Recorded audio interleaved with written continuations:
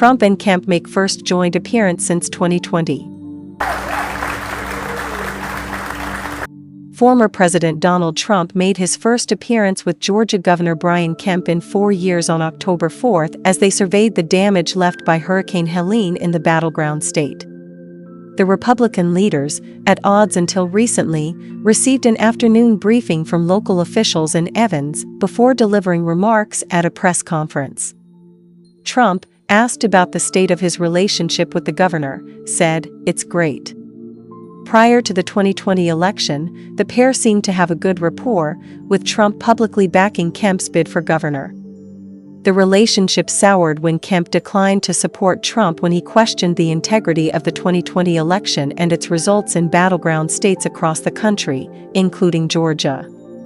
Waving off a reporter's reminder of that tiff, the former president repeated, "No, no, no, it's great. No, we work together. We've always worked together very well, very well." Really? Trump stopped in Georgia hours before he was slated to speak at a town hall in Fayetteville, North Carolina, another state decimated by Helene. The storm made landfall in Florida's Big Bend region on September 26 as a Category 4 hurricane. It proceeded to pummel the southeast with devastating flooding that, in some places, wiped out entire towns. At least 215 people have now been confirmed dead, though search and rescue efforts are still underway in western North Carolina, where residents have been stranded by flooding and destroyed roads. In Georgia, where the storm claimed 33 lives, Kemp noted that it had also ravaged the agricultural state's primary industry. Hurricane Helene has wiped out much of this year's crop across the board, he said. That includes 35% of the state's cotton crop and 30% of its peanut crop.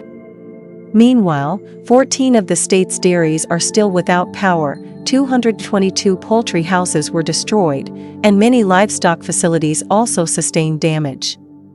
And as I told the president earlier, approximately 4 million acres of timberland have been impacted, and 48,000 acres of pecans have been damaged or destroyed as a result of this storm, Kemp said. Republicans, including the former president, have been criticizing the Biden administration's response to the disaster. It's been a terrible response from the White House.